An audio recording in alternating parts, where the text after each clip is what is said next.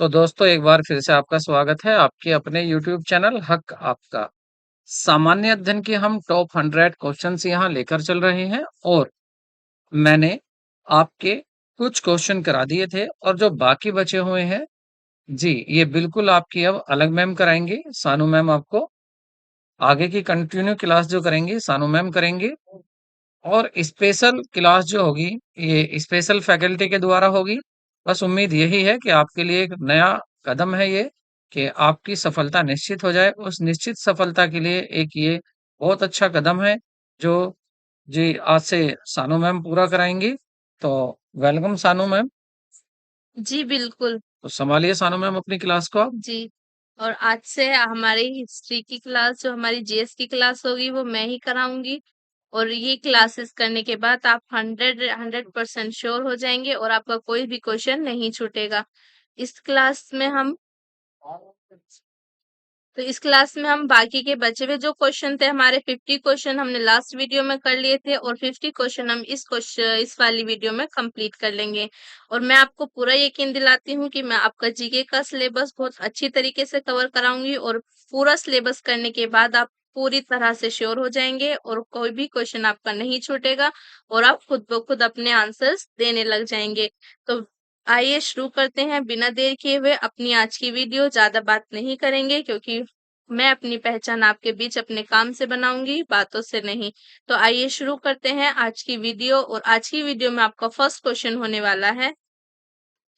तो first question है हमारा, सूची एक को सूची दो से सुमेलित कीजिए।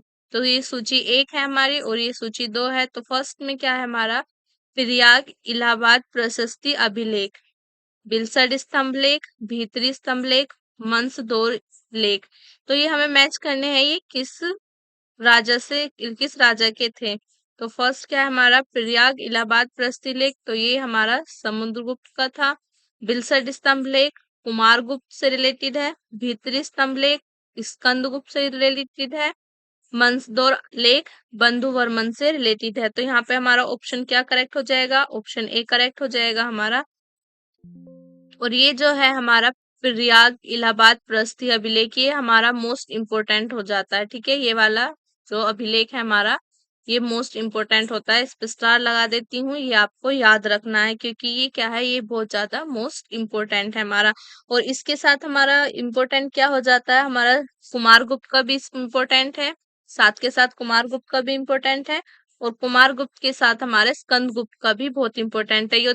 तो ये हमारे तीनों अभिलेख इंपॉर्टेंट हो जाते हैं जो कि हमें याद रखने हैं।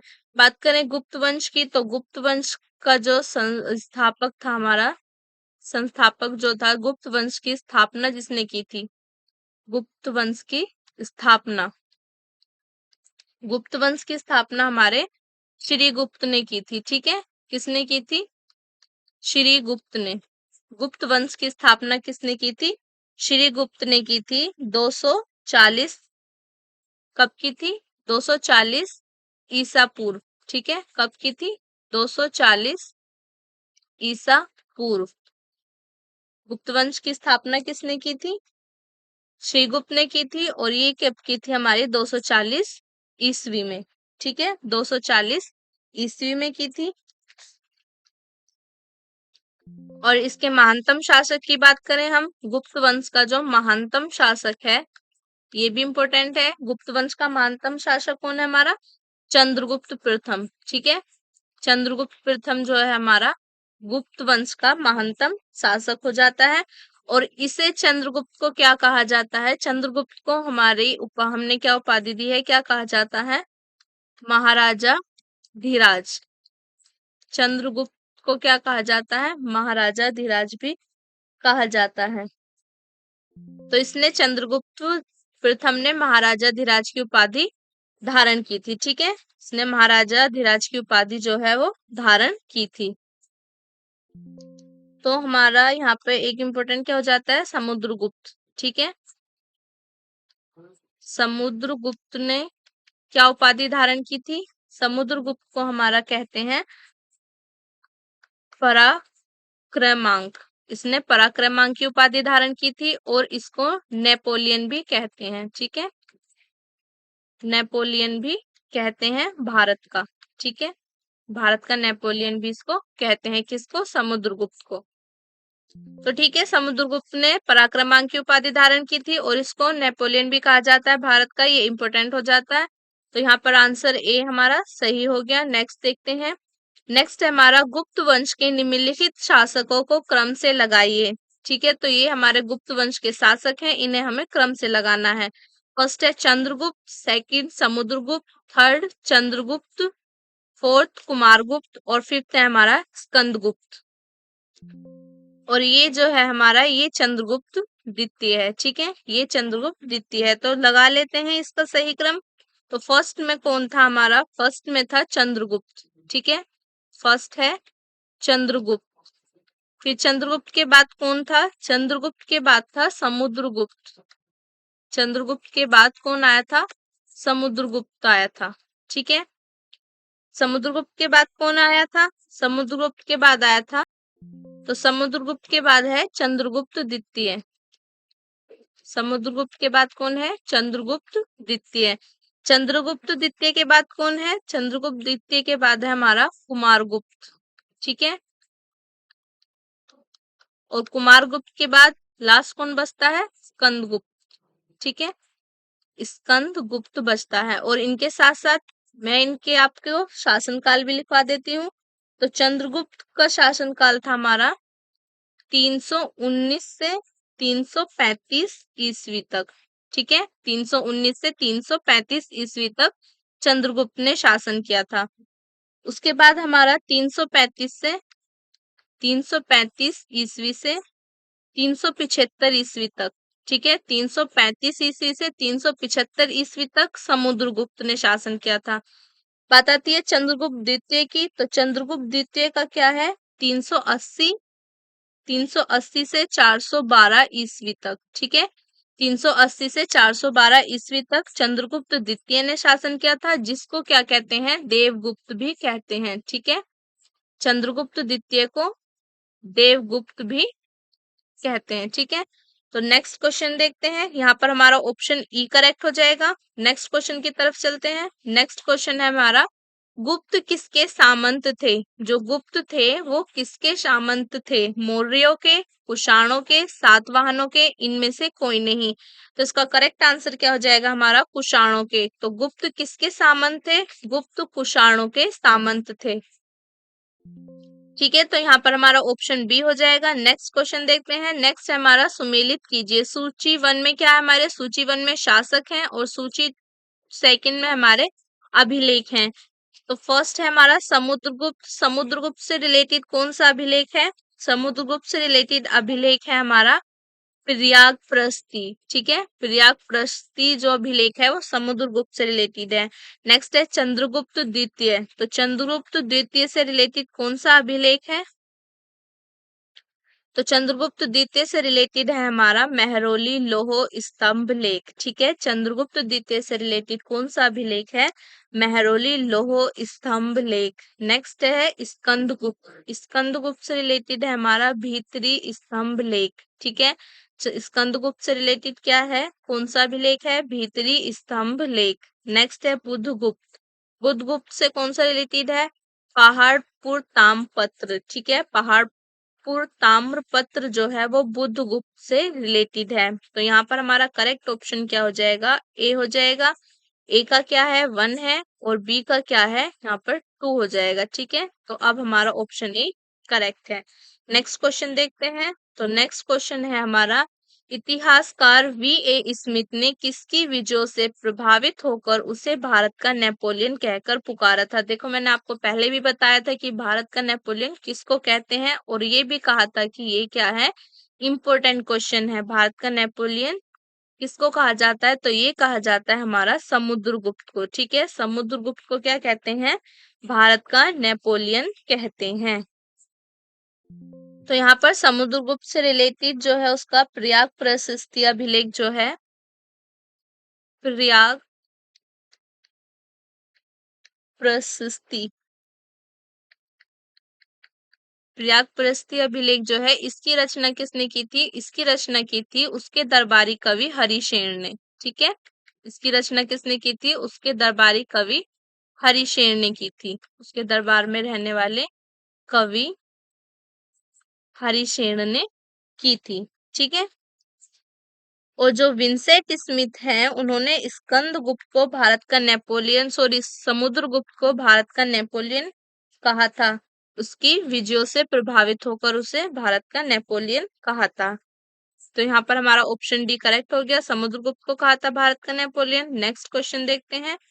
नेक्स्ट क्वेश्चन है हमारा, सूची 1 को सूची 2 के साथ सुमेलित कीजिए। सूची 1 में क्या है, हमारी रचनाएं हैं, और सूची 2 में है रचनाकार। ठीक है, रचनाओं को उनके रचनाकार से हमें मैच करना है। तो फर्स्ट है हमारा हर्षचरित कादम्बरी। तो हर्षचरित कादम्बरी जो रचना है वो किसकी रचना है, वो है हमारी बाणभट्ट की। ठीक है, ये किसकी रचना है, हर्षचरित, हर्षचरित है बाणभट्ट की।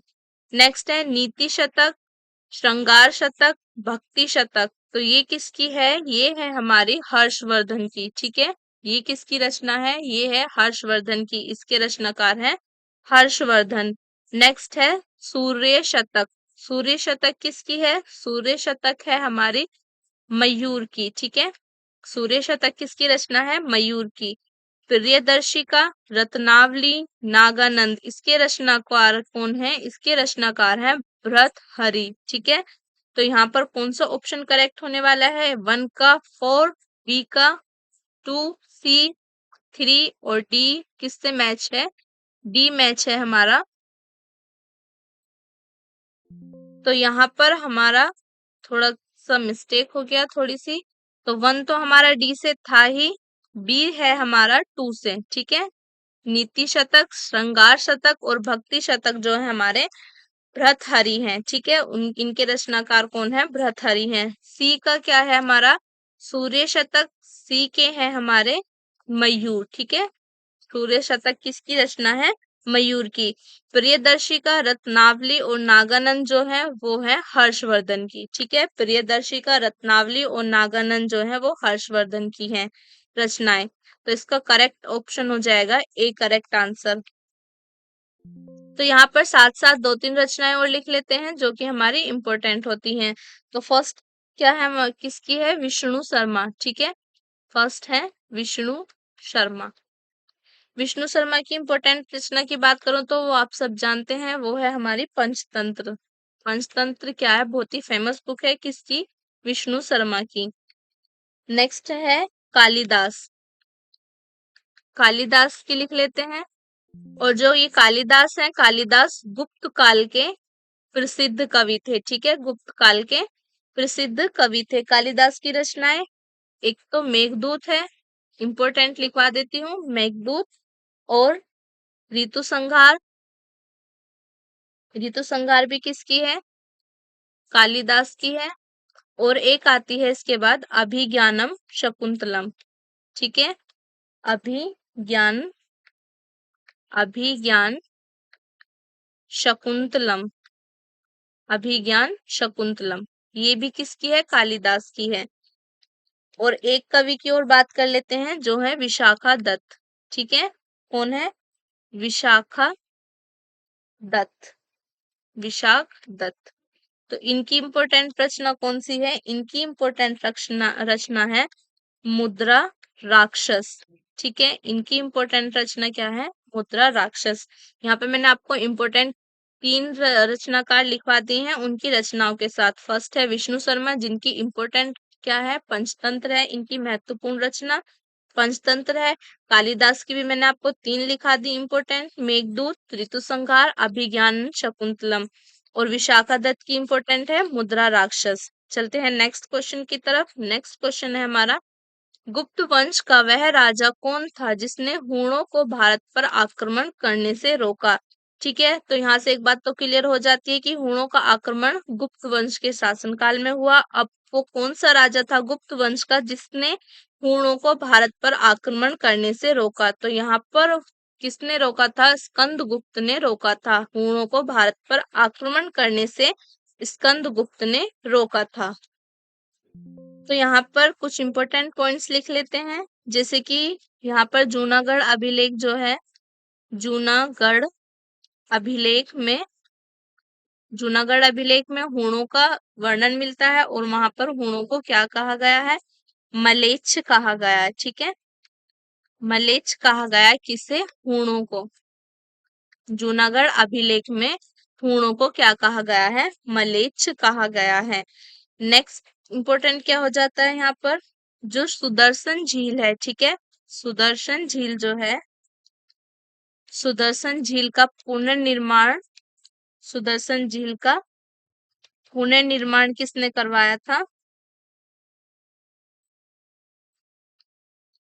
पुनर्निर्माण भी स्कंदगुप्त ने करवाया था। ठीक है, किसने करवाया था? स्कंदगुप्त ने करवाया था। और ये सुदर्शन झील है कहाँ पर? सुदर्शन झील है हमारी गिरनार के पर्वत पर। ठीक है, गिरनार पर्वत पर स्थित है। ठीक है, सुदर्शन झील कहाँ पर स्थित है? गिरनार पर्वत पर स्थित है। और इसका पुनर्निर्माण का कार्य किसने करवाया था? स्कंदगुप्त ने करवाया था। और स्कंदगुप्त को किन किन नामों से जाना जाता है वो नाम भी लिख लेते हैं। तो स्कंदगुप्त की उपाधियां बोले या उसके नाम बोले तो वो है हमारा शक पर शक्रापम, शक्रापम। ठीक है, शक्रापम, देवराय। और नेक्स्ट है श्री परीक्षित वृक्षा। ठीक है, श्री परीक्षित वृक्षा, श्री परीक्षित वृक्षा।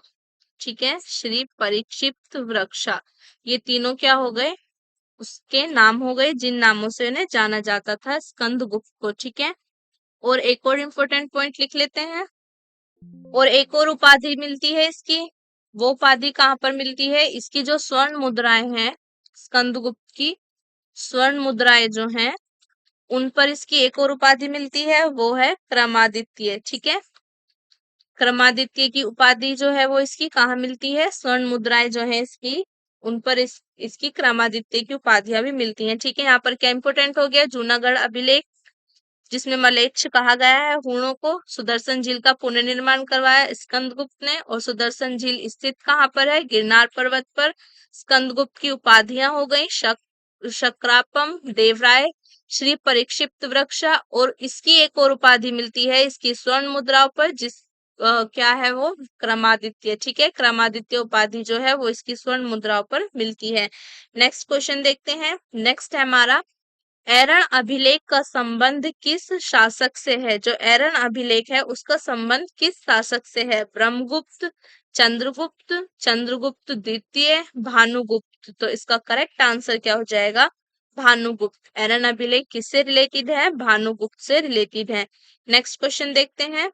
नेक्स्ट है हमारा भारतीय संस्कृति का स्वर्ण युग, गोल्डन एज था। ठीक है, किसके काल को भारतीय संस्कृति का स्वर्ण युग कहा गया था? ठीक है, तो वो कौन सा काल था? मौर्य काल, राजपूत काल, चोल काल, गुप्त काल। तो ये था हमारा गुप्त काल। ठीक है, गुप्त काल में भारतीय संस्कृति का स्वर्ण युग कहा गया था। नेक्स्ट क्वेश्चन देखते हैं। नेक्स्ट है हमारा किस गुप्तकालीन शासक को कविराज कहा गया है? किस गुप्तकालीन शासक को कविराज कहा गया है? तो ये कहा गया है समुद्रगुप्त को। ठीक है, समुद्रगुप्त को कविराज भी कहा गया है। और जो समुद्रगुप्त है उसके सिक्कों पर उसे वीणा बजाते हुए भी देखा गया है। ठीक है, समुद्रगुप्त के जो सिक्के थे उस पर उसे वीणा बजाते हुए दिखाया गया है। नेक्स्ट क्वेश्चन देखते हैं। नेक्स्ट है हमारा गुप्तकालीन शासन प्रणाली किस प्रकार की थी? जो गुप्तकालीन शासन प्रणाली थी वो किस प्रकार की थी? राजतंत्रात्मक थी, लोकतंत्रात्मक थी, गणतंत्रात्मक थी, इनमें से कोई नहीं। तो कैसी थी गुप्तकालीन शासन प्रणाली? गुप्तकालीन शासन प्रणाली थी राजतंत्रात्मक। ठीक है, तो राजतंत्रात्मक मतलब मोनोआर्कियल, जिसमें एक जो पर्सन होता है राजा या रानी। ठीक है, एक पर्सन राजा या रानी वो सर्वोच्च होता है। ठीक है, एक पर्सन राजा या रानी वो सर्वोच्च होता है और ये वंशानुगत होती है। ठीक है, वंशानुगत होती है राजतंत्रात्मक प्रणाली। नेक्स्ट क्वेश्चन देखते हैं। नेक्स्ट है हमारा समुद्रगुप्त की सैनिक उपलब्धियों का वर्णन उसके किस अभिलेख में उपलब्ध है। ठीक है, समुद्रगुप्त की जो सैनिक उपलब्धियां हैं उसका वर्णन उसके किस अभिलेख में मिलता है। एरन के अभिलेख में, गया के अभिलेख में, नालंदा के अभिलेख में, फिरयाग के अभिलेख में। तो इसका उल्लेख मिलता है फिरयाग के अभिलेख में। ठीक है, समुद्रगुप्त की सैनिक उपलब्धियों का वर्णन उसके फिरयाग के अभिलेख में मिलता है। नेक्स्ट क्वेश्चन देखते हैं। नेक्स्ट है हमारा बाल विवाह की प्रथा आरंभ हुई थी। कौन से किस काल में बाल विवाह प्रथा की जो प्रथा थी वो आरंभ हुई थी। मौर्य काल में, कुषाण काल में, गुप्त काल में, हर्षवर्धन काल में। तो ये बाल विवाह प्रथा आरंभ हुई थी गुप्त काल में। ठीक है, बाल विवाह प्रथा आरंभ हुई थी किसके काल में, गुप्त काल में आरंभ हुई थी। नेक्स्ट क्वेश्चन देखते हैं। तो नेक्स्ट है हमारा किस गुप्त शासक को नालंदा विश्वविद्यालय का संस्थापक माना जाता है। ठीक है, नालंदा विश्वविद्यालय के संस्थापक किसे कहा जाता है। कुमारगुप्त को, स्कंदगुप्त को, समुद्रगुप्त को, चंद्रगुप्त को। तो यहाँ पर नालंदा विश्वविद्यालय का संस्थापक माना जाता है कुमारगुप्त को। ठीक है, नालंदा विश्वविद्यालय की स्थापना किसने की थी, कुमारगुप्त ने की थी। ठीक है, तो नालंदा विश्वविद्यालय की स्थापना कुमारगुप्त ने की थी और कब की थी, तो ये की थी 427 ईस्वी में। ठीक है, 427 ईस्वी में की थी। और नालंदा विश्वविद्यालय को और किस नाम से जाना जाता है, इसको कहा जाता है Oxford, Oxford of, Oxford of Mahayana बौद्ध, ऑक्सफोर्ड ऑफ महायान बौद्ध। ये नालंदा विश्वविद्यालय को दूसरे नाम से जाना जाता है। ठीक है, नालंदा विश्वविद्यालय की स्थापना कुमारगुप्त ने की, कब की, 427 ईस्वी में की। और नालंदा विश्वविद्यालय को ऑक्सफोर्ड ऑफ महायान बौद्ध के नाम से भी जाना जाता है। नेक्स्ट क्वेश्चन देखते हैं। नेक्स्ट है हमारा सुमेलित कीजिए। तो ये है शासक और ये है उनकी उपाधियां, तो ये हमें मैच करने हैं।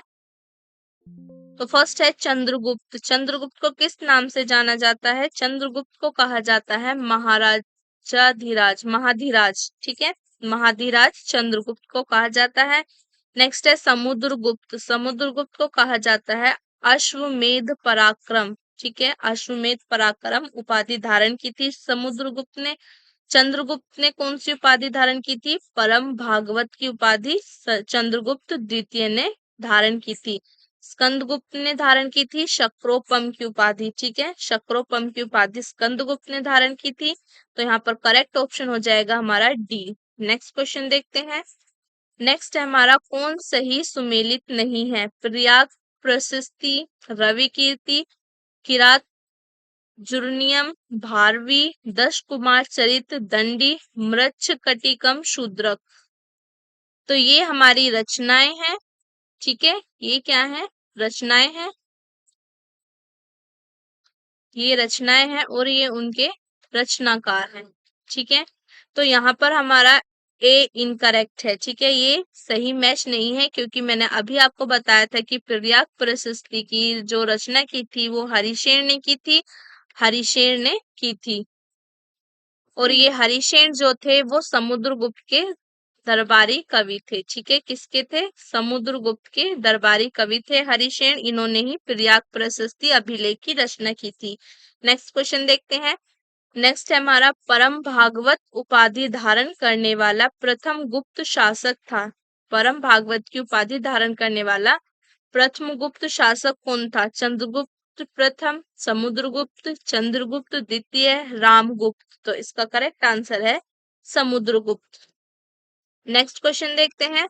नेक्स्ट है रेशम बुनकरों की श्रेणी की जानकारी निम्नलिखित किस शिलालेख में मिलती है। ठीक है, रेशम बुनकरों की श्रेणी की जानकारी कौन से शिलालेख से मिलती है, दशपुर, प्रयाग प्रशस्ति, एरन शिलालेख, हाथी गुम्फा शिलालेख। तो ये मिलती है हमें दशपुर से। ठीक है, तो हमारा दशपुर जो है, दशपुर को क्या कहते हैं, मंदसौर। ठीक है, मंदसौर शिलालेख भी कहते हैं, दशपुर को मंदसौर शिलालेख भी कहते हैं। और ये किससे संबंधित है, ये संबंधित है कुमारगुप्त से। ठीक है, किससे संबंधित है? ये संबंधित है कुमारगुप्त से। बात करते हैं प्रयाग प्रशस्ति अभिलेख की, तो प्रयाग प्रशस्ति अभिलेख संबंधित है समुद्रगुप्त से। ठीक है, किससे संबंधित है? समुद्रगुप्त से संबंधित है। और इसे लिखा किसने था? हरिशेन ने लिखा था। हरिशेन कौन है? ये समुद्रगुप्त के दरबारी कवि थे। नेक्स्ट एरन अभिलेख की बात आती है, तो एरन अभिलेख किससे संबंधित है? एरन अभिलेख किससे संबंधित है? ये संबंधित है भानुगुप्त से। ठीक है, ये संबंधित है भानुगुप्त से। और इसी अभिलेख से जो प्रथम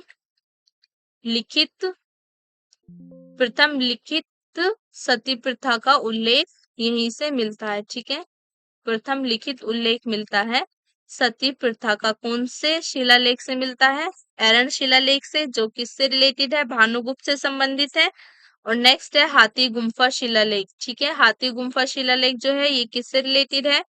ये रिलेटेड है खारवेल से। ठीक है, हाथी गुम्फा शिलालेख रिलेटेड है खारवेल।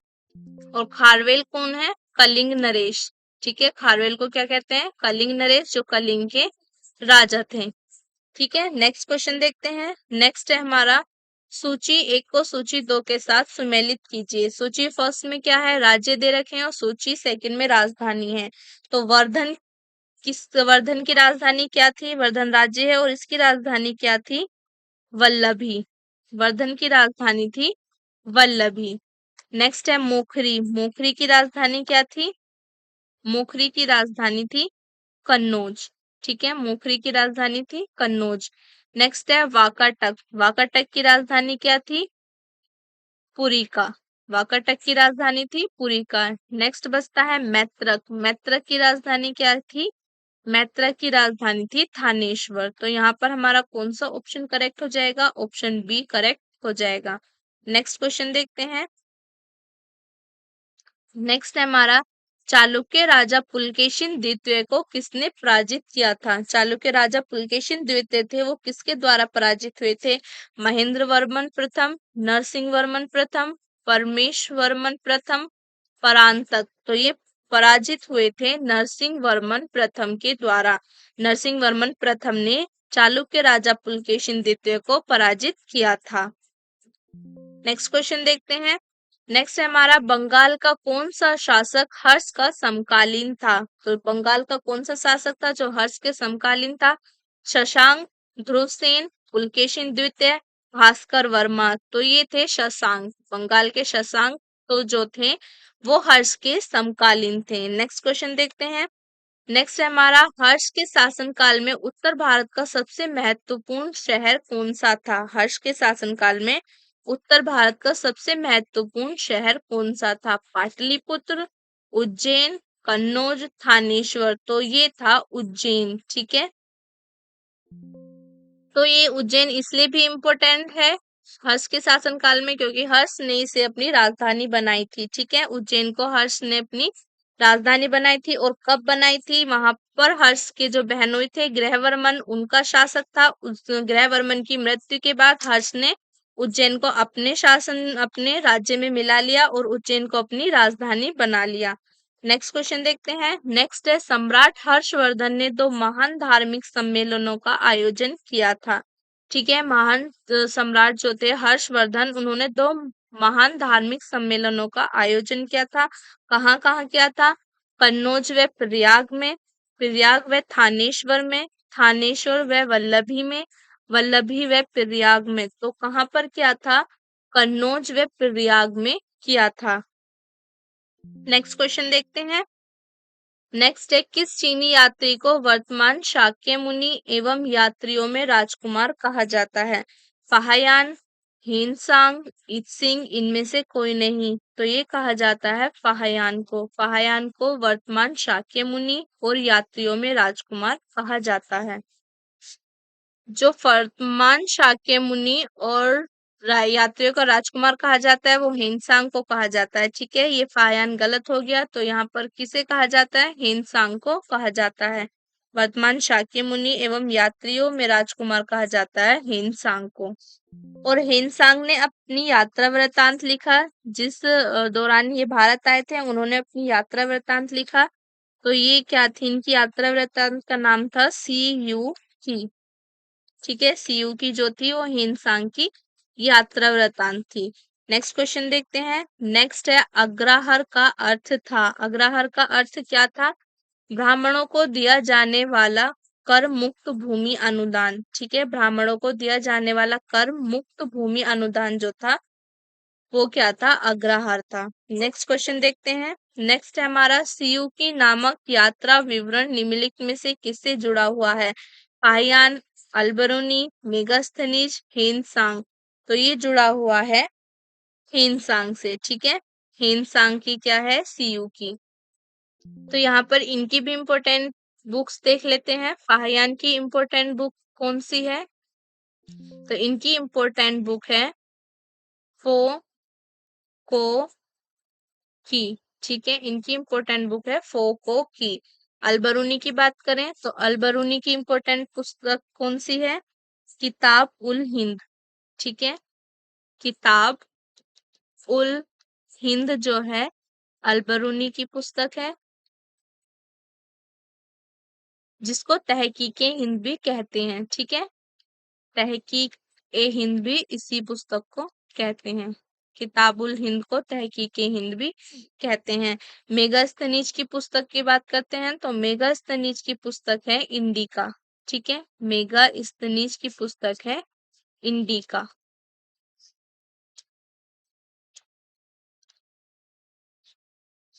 इंडिका। तो इंडिका किसकी हो जाएगी? हेरोडोट, सॉरी, मेगास्थनीज की। ठीक है, इंडिका हो जाएगी मेगास्थनीज की। नेक्स्ट क्वेश्चन देखते हैं। हेनसांग की बताई दी है, सीयू की हेनसांग की हो गई, फाहियान की फोको की हो गई, अलबरूनी की किताबुल हिंद जिसे तहकीक हिंद भी कहते हैं, और मेगास्थनीज की हो गई इंडिका। नेक्स्ट देखते हैं। नेक्स्ट है हमारा किस विदेशी यात्री ने भारत का दौरा सबसे पहले किया था? सबसे पहले कौन आया था Bharat? Hiuen Tsang, Megasthenes, Itsing, Fahien. तो इसमें कौन है? तो ये थे मेगास्थनीज। ठीक है, विदेशी यात्रियों में सबसे पहले भारत का दौरा करने वाले थे मेगास्थनीज। और ये मेगास्थनीज कौन थे? मेगास्थनीज थे सेल्यूक्स निकेटर जो है, सेल्यूक्स निकेटर। मेगास्थनीज जो थे सेल्यूक्स निकेटर के राजदूत के रूप में भारत आए थे। ठीक है, उसके राजदूत के रूप में भारत आए थे। किसके शासनकाल में आए थे? तो ये चंद्रगुप्त मौर्य के दरबार में ये रहे थे। चंद्रगुप्त मौर्य के, ठीक है, चंद्रगुप्त मौर्य के समय पर ये आए थे और 14 वर्षों तक ये उसके दरबार में रहे। ठीक है, चंद्रगुप्त मौर्य के दरबार में 14 वर्षों तक रहे और यहीं पर इन्होंने अपनी पुस्तक इंडिका की रचना की। ठीक है, यहीं पर इन्होंने अपनी पुस्तक इंडिका की रचना की। नेक्स्ट क्वेश्चन देखते हैं।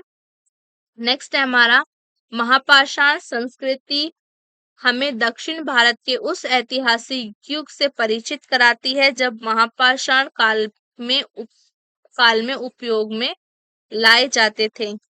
क्या उपयोग में लाए जाते थे? पत्थर के बने अस्त्र, पत्थर के बने औजार और उपकरण, बड़े पत्थरों से घेरी गई समाधियां, कब्रें, पत्थर से बनी हुई दैनिक उपयोग की सामग्री। तो इसका करेक्ट आंसर है बड़े पत्थरों से घेरी गई समाधियां, कब्रें। नेक्स्ट क्वेश्चन देखते हैं। नेक्स्ट है हमारा अंकोर वाट कहाँ स्थित है? तो अंकोर वाट स्थित है हमारा कंबोडिया में। नेक्स्ट क्वेश्चन देखते हैं। नेक्स्ट है हमारा भारतवर्ष के लिए इंडिका शब्द का प्रयोग सर्वप्रथम, सॉरी, इंडिया शब्द का प्रयोग सर्वप्रथम किसने किया? तो भारत के लिए इंडिया शब्द का प्रयोग सर्वप्रथम किसने किया? हेरोडोट्स ने। ठीक है, हेरोडोट्स ने किया और इन्हीं को क्या कहते हैं? इतिहास के पिता इन हेरोडोट्स को कहते हैं। ठीक है, हेरोडोट्स को इतिहास के पिता भी कहते हैं और हेरोडोट्स की जो मोस्ट इम्पोर्टेंट पुस्तक है वो है हिस्टोरिका। ठीक है, इनकी पुस्तक का नाम भी लिख लेते हैं। हिस्टोरिका इनकी इम्पोर्टेंट पुस्तक हो गई। 5वीं शताब्दी ईसा पूर्व के भारत फारस संबंध का वर्णन इन्होंने अपनी हिस्टोरी का जो पुस्तक है उसमें अनुश्रुतियों के आधार पर किया है। ठीक है, तो इस हिस्टोरिका में क्या किया है इन्होंने, हिस्टोरिका में वर्णन किया है अनुश्रुतियों के आधार पर 5वीं शताब्दी ईसा पूर्व के भारत और फारस के संबंधों का वर्णन किया है। नेक्स्ट देखते हैं। नेक्स्ट है हमारा, भारत में निम्नलिखित के आने का सही कालानुक्रम क्या है। ठीक है, तो इन्हें सही कालानुक्रम में बताना है कि पहले कौन आया था। सोने के सिक्के, आहत मुद्रा, चांदी के सिक्के, लोहे का हल, नगर संस्कृति।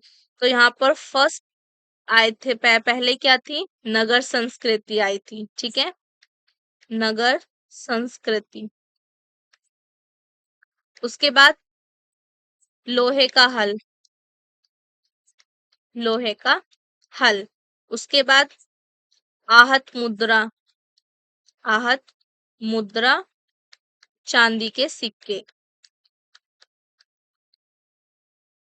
आहत मुद्रा, चांदी के सिक्के। उसके बाद क्या है, सोने के सिक्के। ठीक है, सोने के सिक्के।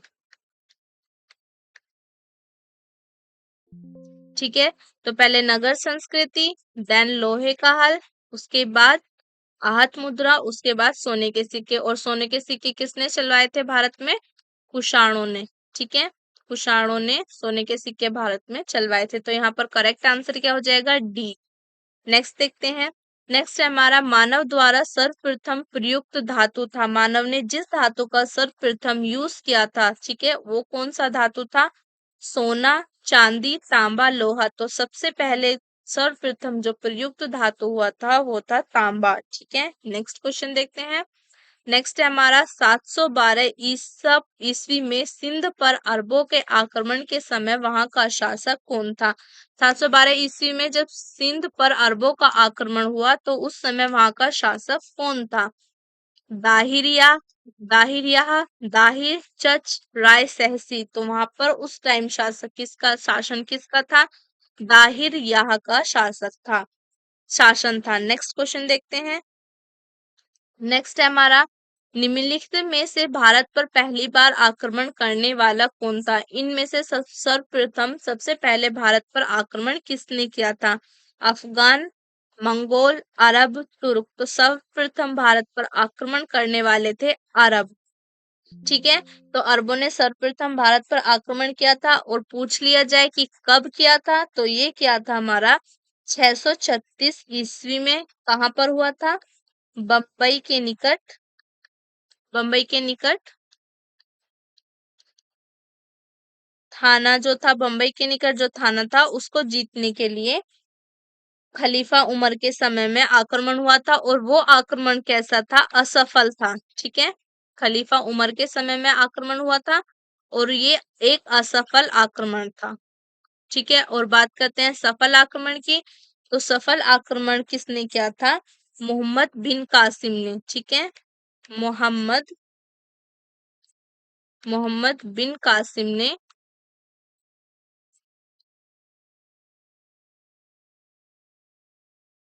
मोहम्मद बिन कासिम ने जो किया था, एक सफल आक्रमण किया था भारत पर। ठीक है, मोहम्मद बिन कासिम ने क्या था, सफल आक्रमण किया था। कब किया था, 712 ईस्वी में किया था। ठीक है, और कहाँ पर किया था, कहाँ पर किया था, ये क्या था, सिंध में।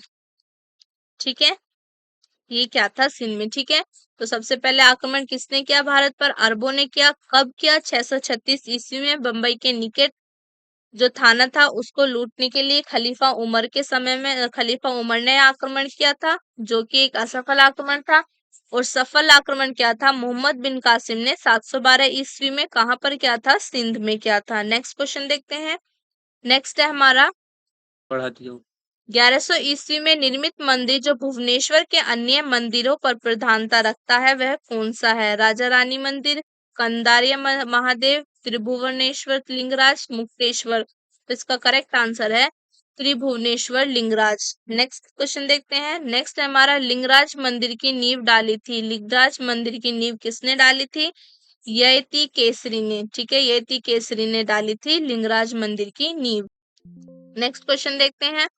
नेक्स्ट हमारा, किस प्रतिहार शासक ने आदि वराह की उपाधि धारण की थी? किस प्रतिहार शासक ने आदि वराह की उपाधि धारण की थी? नागभट्ट प्रथम, नागभट्ट द्वितीय, मिहिर भोज, इनमें से कोई नहीं। तो आदि वराह की उपाधि धारण करने वाला प्रतिहार शासक था मिहिर भोज, ठीक है, मिहिर भोज ने ही आदि वराह की उपाधि धारण की थी। नेक्स्ट क्वेश्चन देखते हैं। नेक्स्ट है, मोढेरा का सूर्य मंदिर किस राज्य में स्थित है? मोढेरा का सूर्य मंदिर जो है वो गुजरात में स्थित है, ठीक है। नेक्स्ट क्वेश्चन देखते हैं। नेक्स्ट है, पहाड़ी काटकर एलोरा के विश्व विख्यात कैलाश नाथ मंदिर का निर्माण कराया था, ठीक है। पहाड़ी काटकर एलोरा के विश्व विख्यात कैलाश नाथ मंदिर का निर्माण किसने कराया था? कंदम्ब ने, राष्ट्रकूट ने, चोल ने, चेर ने। तो ये कराया था राष्ट्रकूट ने। नेक्स्ट क्वेश्चन देखते हैं। नेक्स्ट है हमारा, महाबलीपुरम जो एक मुख्य नगर है वह कला में किन शासकों की रुचि दर्शाता है? पल्लवों की, चेरों की, पांड्यों की, चालुक्यों की। तो ये दर्शाता है पल्लवों की। नेक्स्ट क्वेश्चन देखते हैं। नेक्स्ट है, निम्नलिखित में से किस शासक के पास एक शक्तिशाली नौसेना थी? इन शासकों में से किसके पास एक शक्तिशाली नौसेना थी? चोल, पांड्य, चेर, पल्लव। तो चोलों के पास थी, ठीक है। चोल शासक जो थे उनके पास एक शक्तिशाली नौसेना थी। नेक्स्ट क्वेश्चन देखते हैं। नेक्स्ट है, एलोरा में गुफाओं व शैलकृत मंदिरों का संबंध है। तो किससे संबंध है?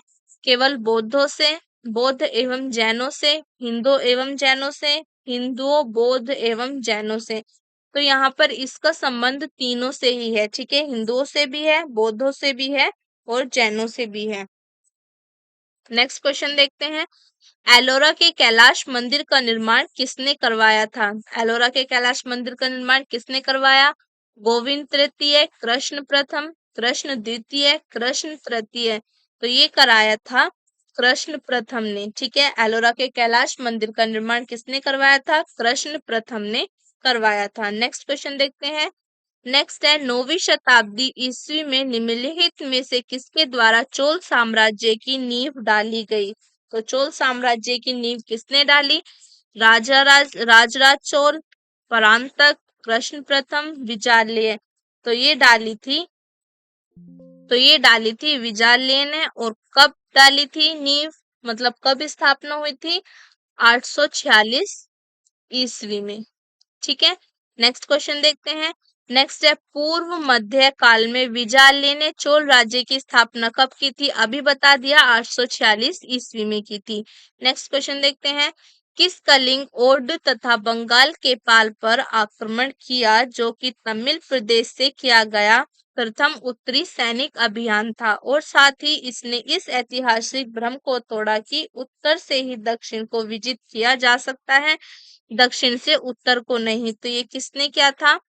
राजेंद्र प्रथम ने, राजराजा प्रथम ने, परांतक ने, इनमें से कोई नहीं। तो ये क्या था? राजेंद्र प्रथम ने। नेक्स्ट क्वेश्चन देखते हैं। चोल काल में सोने के सिक्के कहलाते थे। चोल काल में सोने के सिक्कों को क्या कहते थे? कुलुंजू, काशू, रूपक, दीन। तो ये कहते थे कुलुंजू, ठीक है। चोल काल में सोने के सिक्कों को कहते थे कुलुंजू। नेक्स्ट क्वेश्चन देखते हैं। नेक्स्ट है हमारा, चीन में व्यापारिक दूध भेजने वाले चोल सम्राट थे। राजराज प्रथम, राजेंद्र प्रथम, कुलोतुंग चोल प्रथम, उपयुक्त सभी। तो ये उपयुक्त सभी, इन तीनों ने ही चीन में व्यापारिक दूध भेजे थे। तो ये राजा राजेंद्र जो थे इन्होंने भेजे थे 1016 और 1033 ईस्वी में, 33 ईस्वी में राजदूत मंडल जो थे वो चीन भेजे थे, ठीक है। नेक्स्ट क्वेश्चन देखते हैं। नेक्स्ट हमारा, गंगेकोंड चोलपुरम का शिव मंदिर का निर्माण किसके समय में हुआ? राजराजा प्रथम, राजेंद्र प्रथम, परांतक प्रथम, इनमें से कोई नहीं। तो ये हुआ था राजेंद्र प्रथम के समय में। तो इनके राजराजा प्रथम का भी देख लेते हैं। इन्होंने कौन से मंदिर का निर्माण करवाया? इन्होंने करवाया था राजराजेश्वर, ठीक है, राजेश्वर मंदिर का निर्माण कराया था, जो कहाँ पर है? कहाँ पर है ये मंदिर? ये है तंजौर में। ठीक है, कहाँ पर है? तंजौर में। राजेंद्र प्रथम का हो गया गंगेकोट चोलपुरम मंदिर। परांतक का देख लेते हैं। परांतक ने करवाया था परांतक ने करवाया था कोरंगनाथ। ठीक है, कोरंगनाथ मंदिर का निर्माण किसने करवाया था? परांतक ने। और ये कहाँ पर स्थित है? श्रीनिवासन श्रीनिवास नल्लूर। ठीक है, श्रीनिवास नल्लूर। राजराजा ने करवाया था राजराजेश्वर मंदिर का, जो कहाँ पर है? तंजौर में है। राजेंद्र प्रथम ने गंगकोट चोलपुरम शिव मंदिर का निर्माण करवाया था। परांतक प्रथम ने कोरंगनाथ मंदिर का करवाया था, जो कहाँ पर है? श्रीनिवास नल्लूर में है। नेक्स्ट क्वेश्चन देखते हैं। नेक्स्ट है हमारा, रुदाम्बा किस राजवंश की प्रसिद्ध महिला शासक थी? काकतीय, यादव, होयसल, पांड्य। तो ये थी काकतीय वंश की। ठीक है, काकतीय वंश की प्रसिद्ध महिला शासक जो थी रुद्राम्बा थी। ये किसकी पुत्री थी? ये गणपति देव की पुत्री थी। गणपति देव की पुत्री थी। और उनके बाद ही जो है ये अपने पिता गणपति देव की मृत्यु के बाद शासिका बनी। और एक इम्पोर्टेंट पॉइंट लिख लेते हैं यहाँ पे, जो गणपति देव थे उनकी राजधानी क्या थी? उनकी राजधानी थी वारंगल। ठीक है, वारंगल जो थी गणपति देव की, उनके राज्य की राजधानी थी। तो यहाँ पर आज की क्लास खत्म होती है। आज के क्वेश्चन आपके कंप्लीट हो गए। जो टॉप मोस्ट 100 क्वेश्चन थे वो हमने कंप्लीट करा दिए हैं। मिलते हैं नई वीडियो में नए टॉपिक के साथ। और आपको वीडियो कैसी लगी है कमेंट में जरूर बताना, लाइक करना और ज्यादा से ज्यादा अपने फ्रेंड्स को शेयर करना। तो मिलते हैं नए वीडियो में, तब तक के लिए बाय बाय।